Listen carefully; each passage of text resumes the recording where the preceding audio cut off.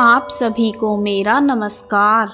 आज मैं आप सभी के समक्ष अहोई अष्टमी की व्रत कथा तथा आरती प्रस्तुत कर रही हूँ। आइए शुरू करते हैं। कार्तिक मास की कृष्ण पक्ष की अष्टमी को अहोई अष्टमी का व्रत किया जाता है।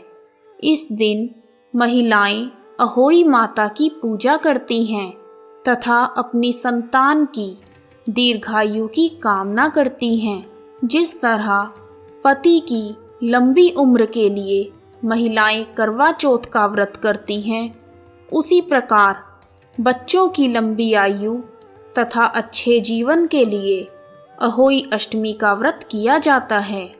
पुराने समय में अहोई अष्टमी का व्रत पुत्र के लिए किया जाता था, परंतु अब महिलाएं अपने पुत्र तथा पुत्रियों दोनों के लिए यह व्रत करती हैं। अहोई अष्टमी के दिन पेठा दान करने का विशेष महत्व है। अहोई अष्टमी के दिन पूरा दिन निराहार निर्जल व्रत किया जाता है।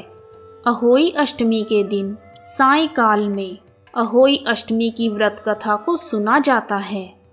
अहोई अष्टमी की व्रत कथा सुनने के बाद सासू जी अथवा ससुर जी के लिए बायना निकाला जाता है। तारे निकलने के बाद अहोई माता की पूजा की जाती है तथा तारों को अर्घ देकर भोजन किया जाता है। आइए अब शुरू करते हैं अहोई अष्टमी की व्रत कथा। एक नगर में एक साहूकार रहता था। उसके 7 पुत्र, 7 बहुएं तथा एक पुत्री थी। दिवाली से पहले कार्तिक मास की कृष्ण पक्ष की अष्टमी को 7 बहुएं अपनी इकलौती ननद के साथ जंगल में मिट्टी लेने गई। जहाँ से वह मिट्टी खोद रहे थे, वहीं पर स्याऊ की मांद थी। मिट्टी खोदते समय ननद के हाथ से खुरपी स्याऊ की मांद में लग गई। खुरपी के प्रहार से स्याऊ का बच्चा मर गया, जिससे स्याऊ माता नाराज हो गई। स्याऊ माता ननद से बोली, अब मैं तेरी कोख बांधूंगी।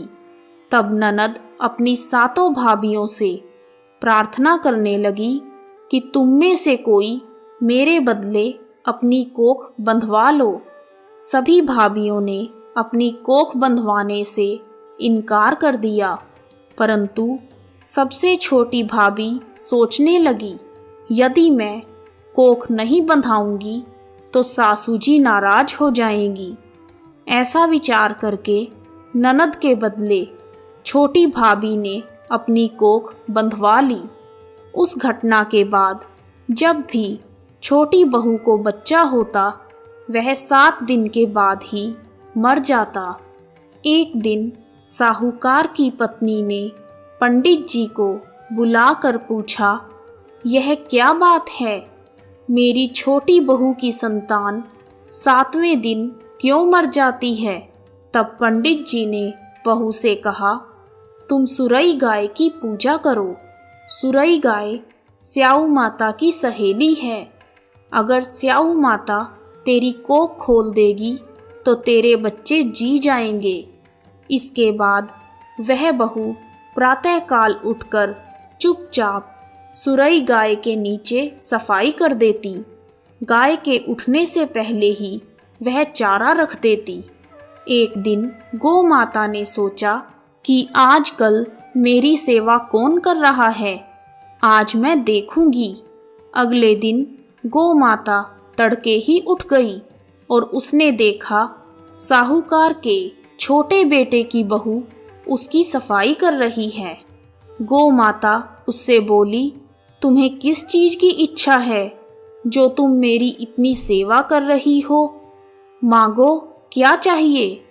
तब साहूकार की बहू बोली, हे गौ माता, स्याऊ माता तुम्हारी सहेली है और उन्होंने मेरी कोख बांध रखी है, जिस कारण मेरे बच्चे जी नहीं पाते।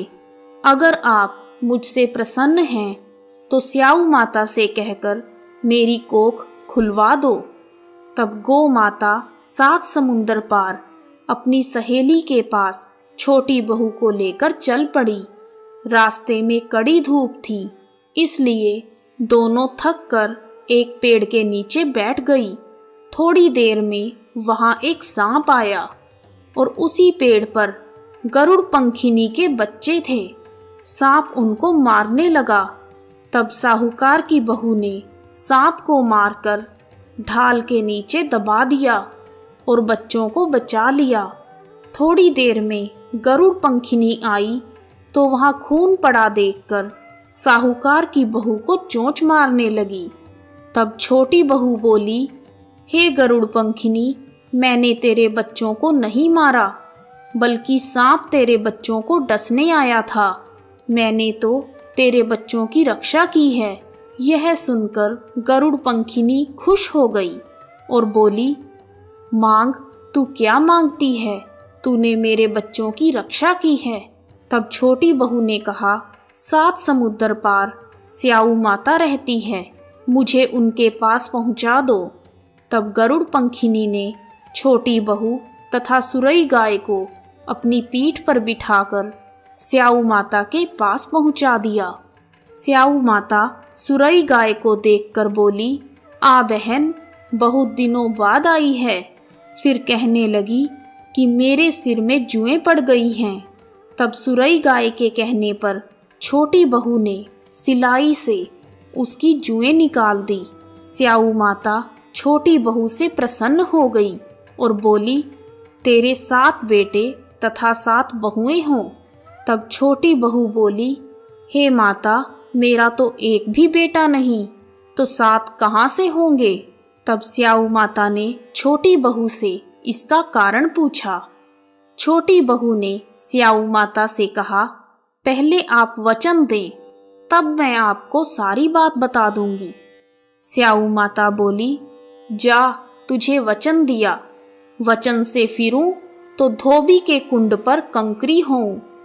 तब साहूकार की बहू बोली, मेरी कोख तो तुम्हारे पास बंधी पड़ी है। यह सुनकर स्याऊ माता बोली, तूने तो मुझे ठग लिया। मैं तेरी कोख खोलती ही नहीं, परंतु अब मुझे खोलनी पड़ेगी। जा, तेरे घर में तुझे 7 बेटे और 7 बहुएं मिलेंगी। तू जाकर खुशी खुशी उद्यापन करना। 7 अहोई बनाकर 7 कड़ाही करना।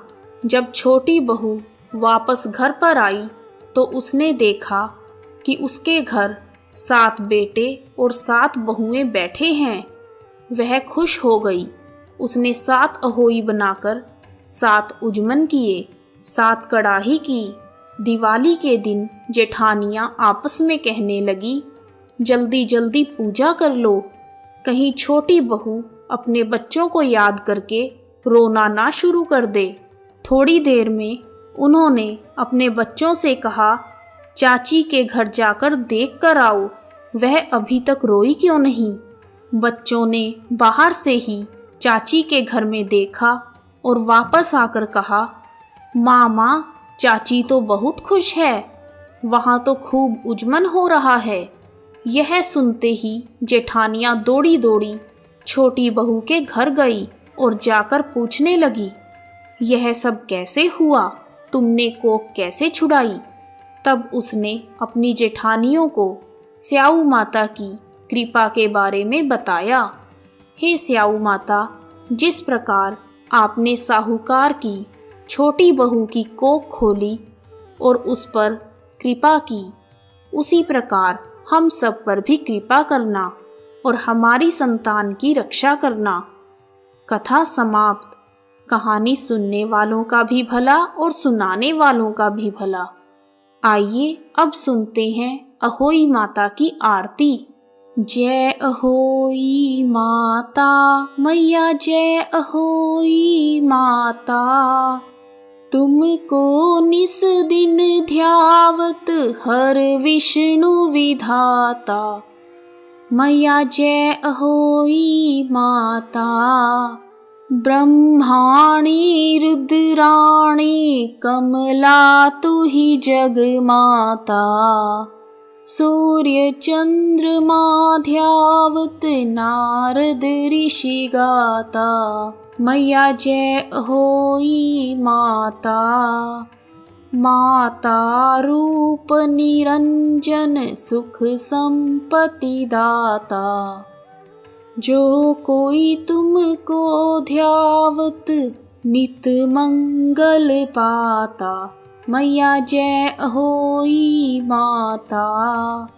तू ही पाताल बसंती, तू ही है शुभ दाता, कर्म प्रभाव प्रकाशक जग निधि से त्राता, मैया जय होई माता।